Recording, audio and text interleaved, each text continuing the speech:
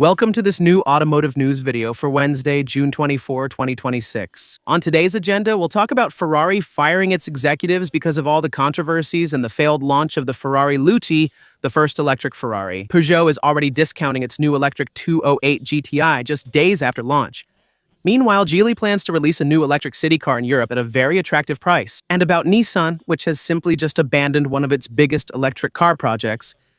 I hope you find this video interesting. I'm counting on you as usual to support my channel for free by leaving a like and boosting it if that option appears for you, by subscribing for future videos and leaving a comment below this one where you simply share your opinion about today's news. And indeed, we'll start this video by talking a bit more about the Ferrari situation.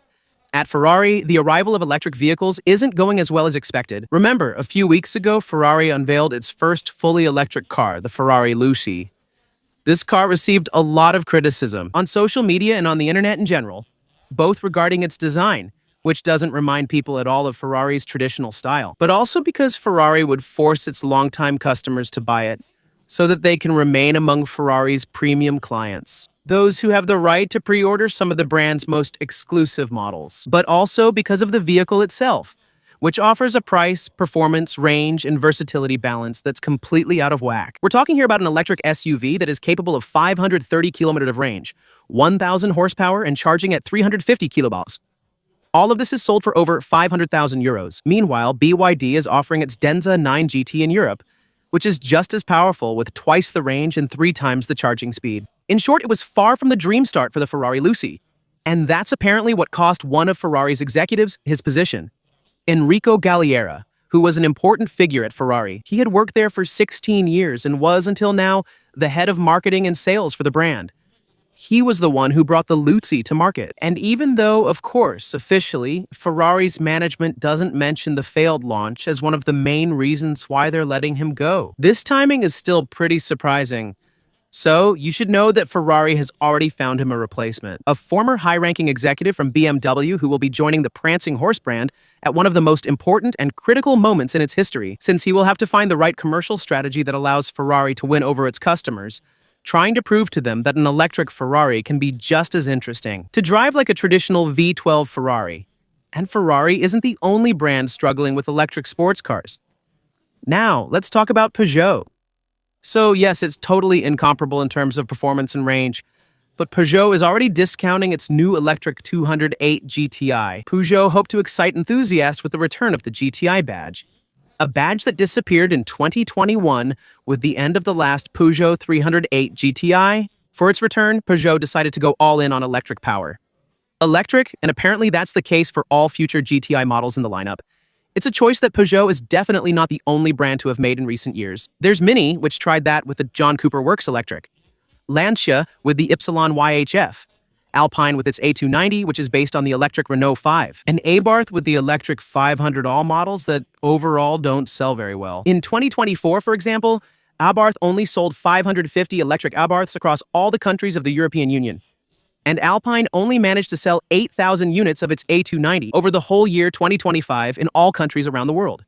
It's a business sector that's quite complicated, because those who once knew GTIs in the 80s, 90s, and 2000s, they remember the I in GTI stands for injection, so an electric GTI doesn't make sense or deliver the same driving emotions. Peugeot knows this well, and that's the reason why they're already lowering the price of their 208 GTI, which was originally launched at 42,900 euros. Except that they've just applied a discount of 1,850 euros to it, bringing its price down to 41,050 euros before options. For that price, you get 280 horsepower all-electric.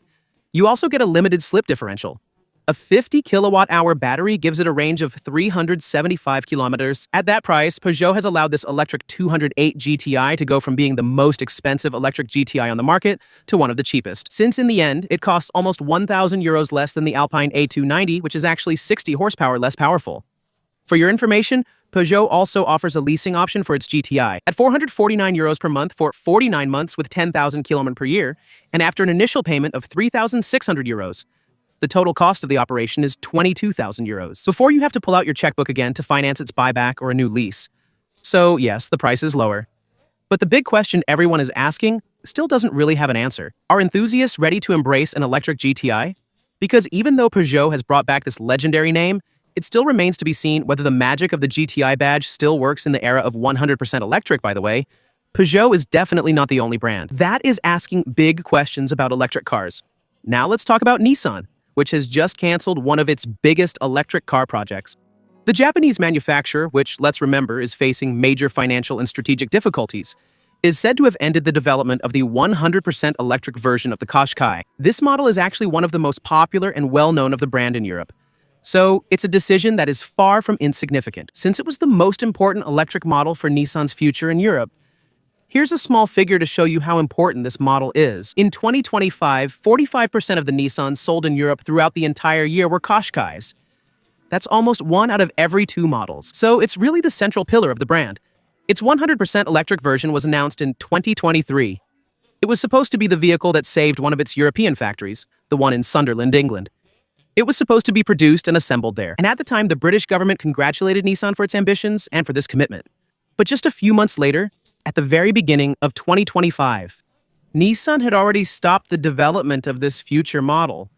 This information had never been disclosed until this week. At the time, Nissan realized that the electric car market in Europe was not growing as quickly as expected.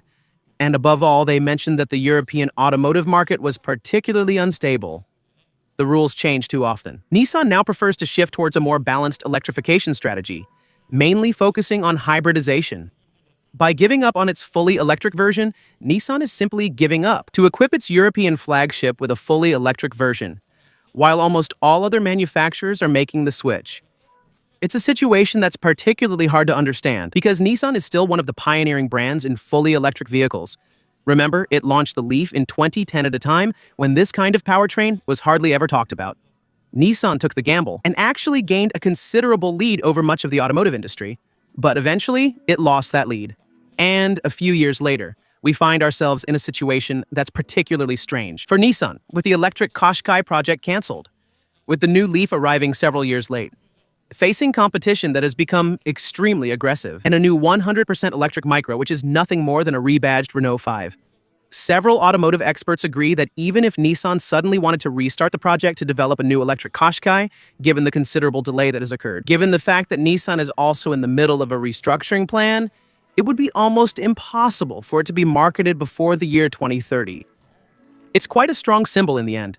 The manufacturer that helped make electric cars mainstream now finds itself slowing down its ambitions, while all its competitors are speeding up, especially the Chinese brands. Next, we'll discuss Geely, which plans to launch a new model in Europe at a price that's already worrying European brands.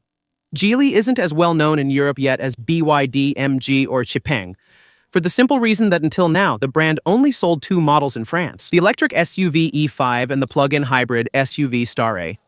A third model is coming soon to complete its lineup. This time, it will be a small entry-level city car, a car that aims to compete with a Renault 5 electric at a lower price. It's called the E2. In terms of size, it's slightly larger than its European competitors. It's 20 centimeters longer than a Renault 5, electric measuring 4.14 meters in length. This extra length directly benefits the interior space, allowing for a trunk capacity of 375 liters plus 70 liters for the front trunk. That's a figure rarely seen in this segment. In terms of design, the E2 adopts the styling cues of the E5 SUV, with very rounded lines that sometimes resemble certain smart models. Inside, the interior is typically Chinese, featuring a minimalist dashboard and a large central screen, a small digital cluster for the driver and only a few physical controls. For now, Geely remains fairly discreet about the final European technical specifications. The brand has simply confirmed that it will use LFP batteries, which are less expensive to produce than NMC technologies. What we know is that the Pro version will be the entry-level version. It claims 250 km WLTP, which isn't a lot.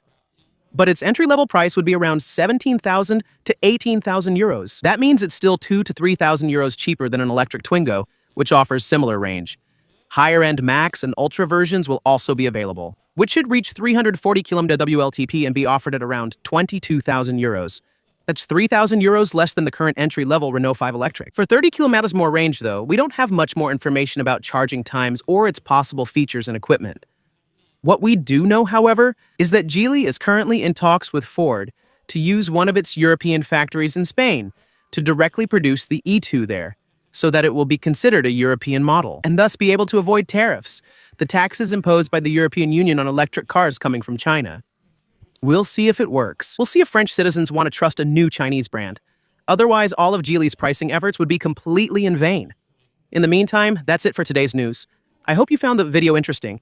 If you did, as usual, I'm counting on you to show it by leaving a like and subscribing for the next videos. You can also support by clicking the join button below. See you tomorrow for the next video. Bye.